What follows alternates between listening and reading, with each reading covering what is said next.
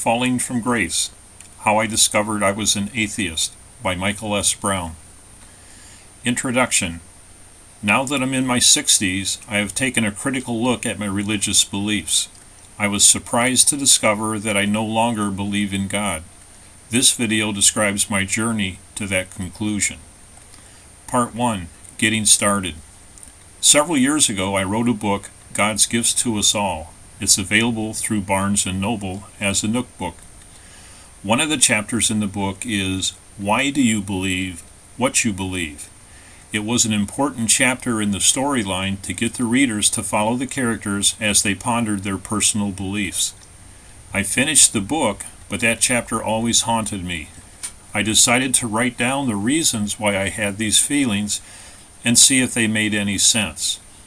As I wrote down one item, two more quickly followed, then more. This video is the result of that exercise. Part 2. Biblical Framework. I was raised in a First Christian church and married in a Lutheran church, so my upbringing was based on the Bible. I prepared a diagram of the biblical religions to help me organize my thoughts. Early, pre-Bible religions seem to be present since the earliest days of modern humans. These included the Norse, Egyptians, and Babylonians, to name a few. Most of these religions featured gods that ruled over forces of nature: sun, eclipses, weather, volcanoes, and so on. Many religions, most notably the Egyptians, had a strong belief in afterlife. The Bible gets going about 1900 BCE when Abraham of Ur in the Fertile Crescent had a vision that God told him that his people were chosen by God and that they should go to Canaan where they would be provided for. Jacob was Abraham's son and had 12 sons of his own, which became the 12 tribes of Israel. About 700 years later, around 1200 BCE, Moses was said to have led the Israelites from bondage in Egypt and was given the 10 Commandments. It is thought that about 700 years later, around 500 BCE, something resembling the Old Testament was written and passed down through countless generations. This was the structure of the Jewish religion, which has continued to this day relatively unchanged. God in the Old Testament sometimes had no name or was called Jehovah or Yahweh. It is thought that around 3 BCE, Jesus of Nazareth was born and raised as a Jew. His teachings had much to do about people interacting with each other, as in love your neighbor as yourself. He described himself as the Son of the Old Testament God. After his death, his followers eventually broke apart from the Jewish religion and became known as Christians.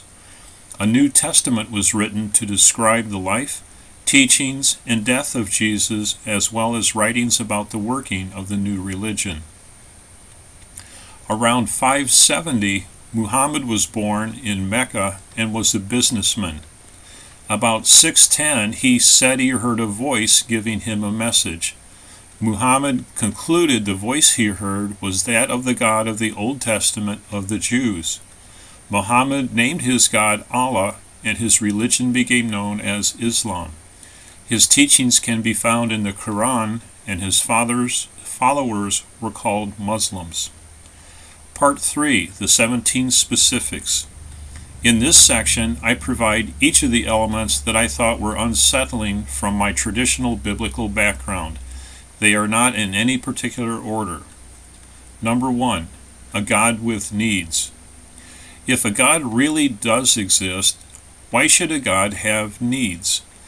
The Bible tells of animal sacrifices, praise, worship, gathering of money, and making pilgrimage to holy sites. Why would a God need any of that? How is a God better off having received an animal sacrifice? Number 2. A God with temper. Especially in the Old Testament, there are a number of events where it seems God gets mad and throws a temper tantrum. The biblical flood and the destruction of the people with the golden calf when Moses shows up with the 10 Commandments come quickly to mind. That doesn't seem to be very godlike behavior to me. Number 3, evolution versus creation versus biblical updates. At this point, I feel it's pretty clear that evolution is a scientific fact, and of course that would include humans as an evolving animal species. I can understand the ancients didn't know about evolution and made up biblical stories about how things came to be what we see. As there is no update capability to the Bible, as scientific discoveries provided testable answers for how nature works, an increasing number of places in the Bible can be seen as being just plain wrong. These seem to gather in force and eventually discredit the entire document. I think the ancient religions would benefit from having some means to update their documents so they would at least stand a chance at remaining relevant through the ages. Number 4, origin of women and their status. The Bible says that man was made in the image of God and that woman was made from the rib of a man. As a result, men are more godlike and women are of a lesser status. This innocent little story has resulted in a male-dominated society for thousands of years, with women relegated to an inferior class, especially in religions. Ever seen a female pope? Only recently in some countries have women achieved equal rights and wages in comparison to men. Few people realize that the root of women's inequality can be found in the Bible. Number 5, heaven versus the heavens of the night sky. On the count of 3, point toward heaven. 1, 2, 3, point. Most people will be pointing up. The reason is that thousands of years ago, the night sky was thought to be heaven. The bright lights were the eyes or souls of the dead looking down upon us. The people who wrote the ancient religious texts firmly believed this. Of course, science in the 20th century has shown these bright lights in the sky are distant stars and galaxies, not heaven at all. So now where is heaven? You may be interested to know that the person in Australia answering the leading question was pointing in the opposite direction you were pointing. Number 6, original sin, knowledge. What's the worst sin in the Bible? It's not murder or incest or even blasphemy. Supposedly, we are born into the sin of Adam and Eve, who tasted the apple from the tree of knowledge. That's the worst. Why? Thousands of years ago, life was much harder than it is today.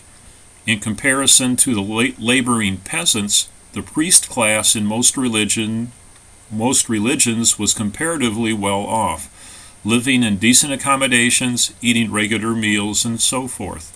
The number one goal of the priest class then was to ensure their particular religion endured so they would continue to enjoy their favored status. So what's so bad about knowledge? As I and many others have found out, knowledge is the one thing that can discredit and debunk all of the religious myths. That's why most religions don't want members thinking too much or asking too many questions. Blind, unquestioning faith is what they emphasize. Since I cherish and seek out knowledge, I find the notion that acquiring knowledge is sinful is a most appalling concept. Disturbing verses in the Bible, number 7. Have you ever done a web search on disturbing verses in the Bible? You should. There are countless examples of behavior that we would deem beyond belief, as they are so brutal and or perverted in character. I find it difficult to worship from a document that includes these sorts of messages. Number 8, God not needed to explain how things work. Thousands of years ago, the ancients focused mainly on natural events and natural processes. This is most evident in Greek and Roman mythologies, but also included the Bible. It seems that as advances in science revealed the true workings of the natural world, there was less and less need for a god or gods to make the process work. As Stephen Hawking explained in his video, we now have an understanding of quantum mechanics and how it could achieve a big bang that created the universe. There's really nothing left that a god might do. Number 9, afterlife. As I mentioned in part 2 of this video when diagramming the structure of biblical religions, many religions included the concept of an afterlife.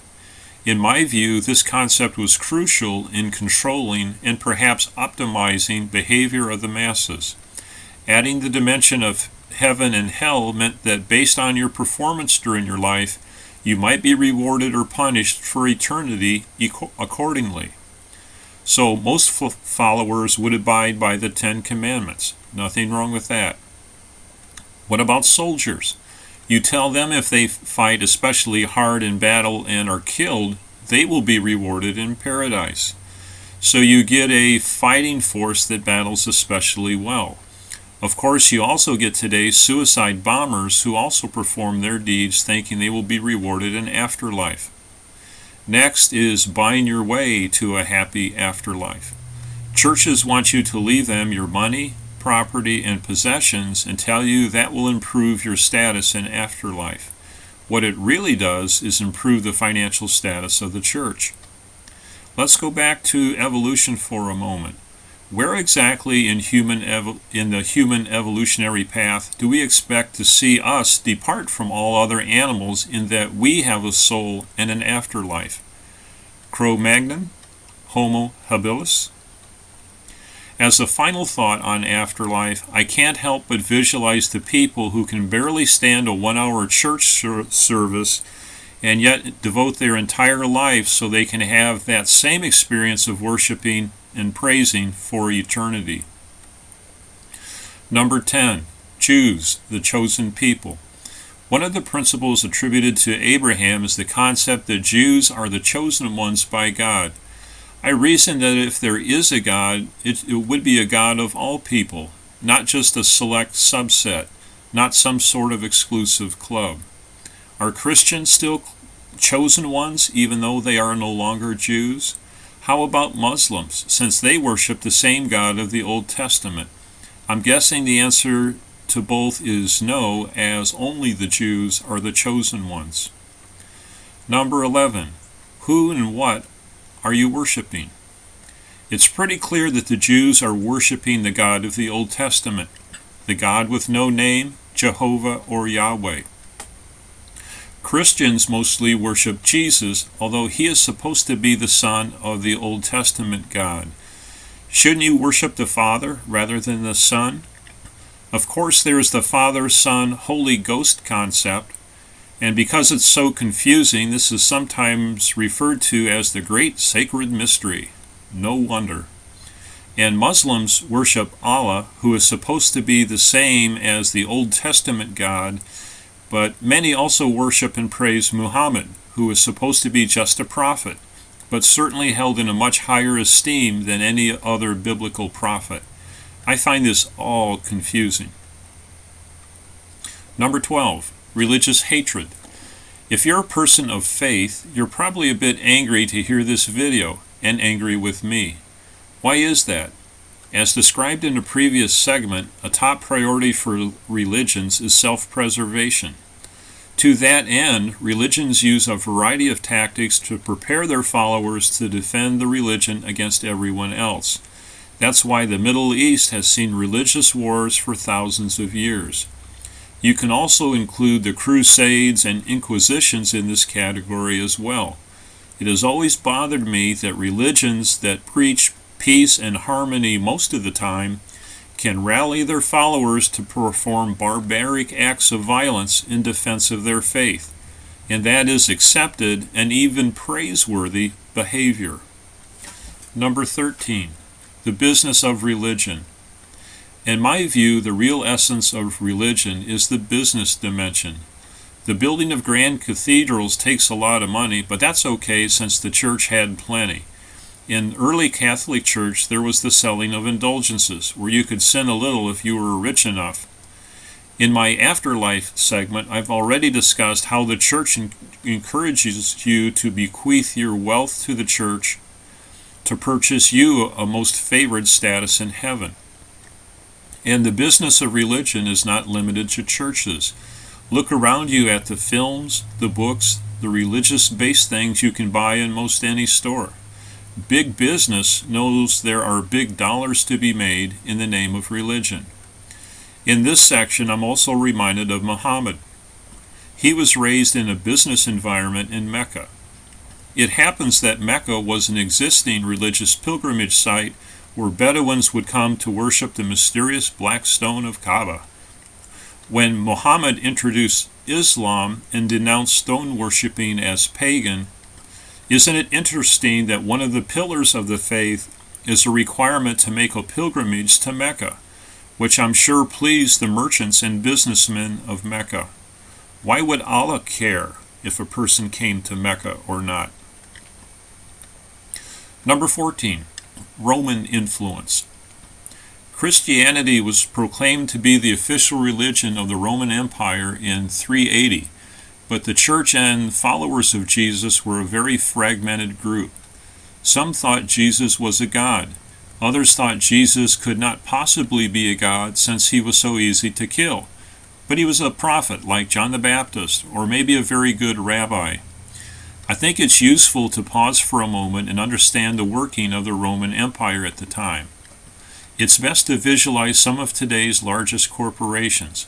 The Romans liked formal, predictable processes to ensure a consistently working empire spanning thousands of miles. Once you figured out something, you chiseled it in stone or wrote it down so it could be distributed to the far corners of the empire. Let's return now to the early Christian church. Its fragmentation was a problem for the Roman Empire. And if this new religion wanted to be number one in the empire, well, it had better be centered on a god. After all, that's what Romans did, worship gods. Although I've never read any official document stating this, I believe that the bureaucratic needs of the Roman Empire had an effect on the early Christian church. In 325, Emperor Constantine called a meeting of the many bishops of the church called the Council of Nicaea. This meeting and others to follow sharpened and clarified what the Christian religion was all about, who Jesus really was, what was to be included in the New Testament, and so on. I wonder what Christianity would be like today if it were not for the Roman requirements for a state religion to be cohesive, well-defined, and God-centered. Number 15, Visions and a House of Cards. The visions described in ancient religious texts would be considered hallucinogenic experiences today. We now understand there are any number of natural and man-made substances that can lead to hallucinations. Going back to my biblical diagram, both Abraham and Muhammad created religions based on visions. If one discounts these visions as being hallucinogenic experiences, then what follows is baseless. This is the house of card effect, where if one element falls, then all that is based upon that falls too. If Abraham really did not have an encounter with God, then the whole Old Testament becomes meaningless. Without the Old Testament and its God, there could be no Jesus, the Son of God. The New Testament becomes meaningless. In a like manner, if Muhammad's visions were hallucinogenic experiences, then what follows is also baseless. Islam would not exist. I ask you to consider how many people are committed to religions that have as their foundation element something so capricious as a hallucinogenic experience. Number 16, illusion of prayer. I've spent considerable time thinking about prayer. While most of the time nothing comes of a prayer. Why? Well, that's part of the great mystery of how God works. but every once in a while you get what you asked for. I see most of these successes to be in one of three categories. It was going to happen anyway. Number 2, low probability events. And number 3, did it yourself. Here's a story to illustrate item number 1. It was going to happen anyway. I was driving through town and running late. I found myself at a stoplight. Wanting to get going, I prayed for the light to turn green. It remained red. So I prayed some more. Still red. Finally, I gave it my best, most inspirational prayer. Suddenly, the light turned green. The second category has to do with low probability events. Even though the odds are against it, sometimes low probability things happen. People win the lottery. Golfers shoot a hole-in-one. Maybe someday the Cubs will win a World Series. The third category is did it yourself and covers situations where a prayer is followed by personal actions. Here's an example. You pray each night for a better paying job. You are also taking night classes and watching the want ads for that better job. Finally, your hard work eventually pays off and you land that better paying job. I guess my concluding thoughts are that when you feel a prayer of yours was answered, it might really be something that was going to happen anyway, perhaps a low probability event happening, or you or someone else made it happen. And is a God really necessary? Number 17, religious miracles and anti-miracles. A religious miracle is usually associated with something good happening that defies explanation and or defies natural laws. So things like walking on water, parting of the Red Sea, and unexpected survival from dire medical conditions are some examples.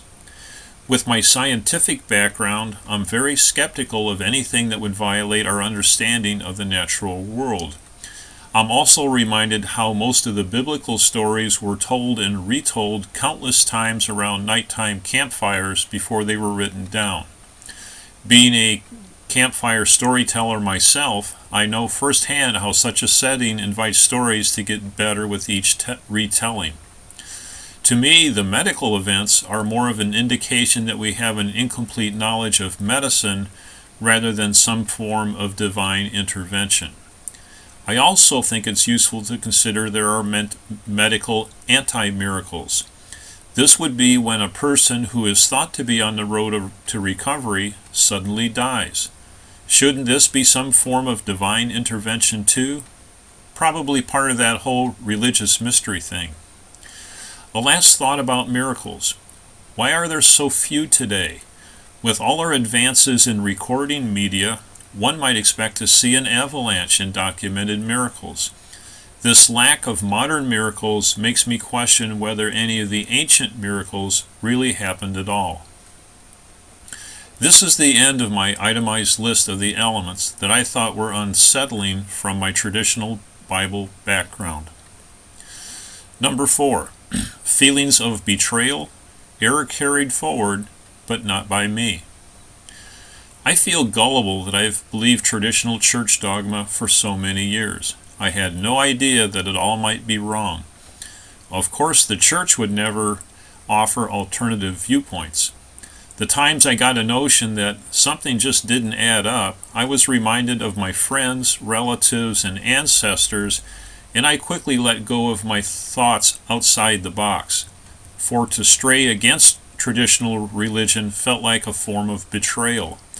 It was only after writing my book, God's Gift to Us All, that these random notions became a raging torrent, and my honest assessment of my beliefs put me so far outside the box that I could no longer return.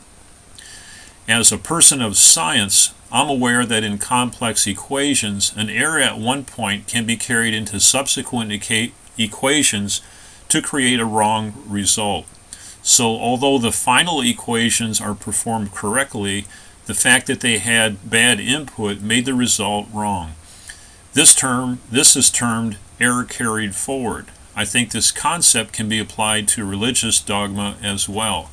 If the initial concepts are flawed, then although countless generations faithfully pass along the information, the result is still wrong.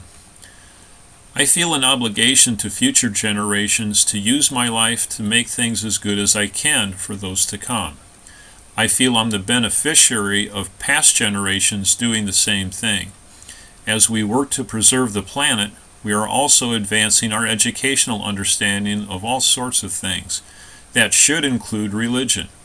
As much as I feel a tugging from the ancestors to toe the line relative to religious viewpoints, I feel an even stronger demand from future generations to tell me like it is.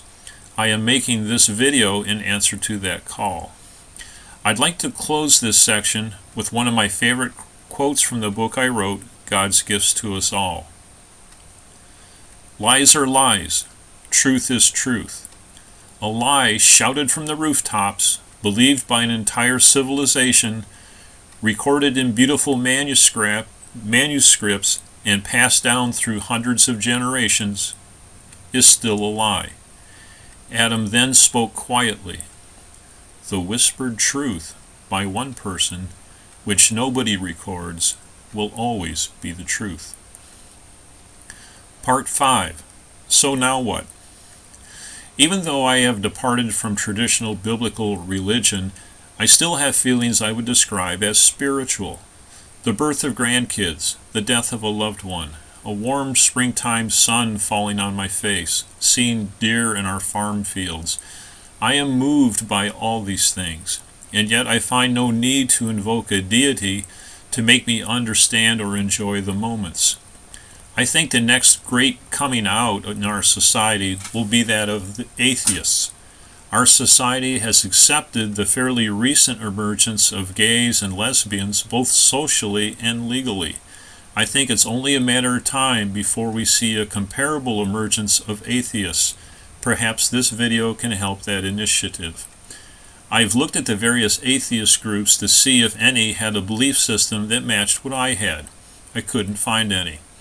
Some were heavily involved in political action agendas, others were focused on discounting those that remained in traditional religions. I created the Universal Truth religion to document my particular viewpoints, that of not being a believer of God, but want to support and defend the rights of others that do believe.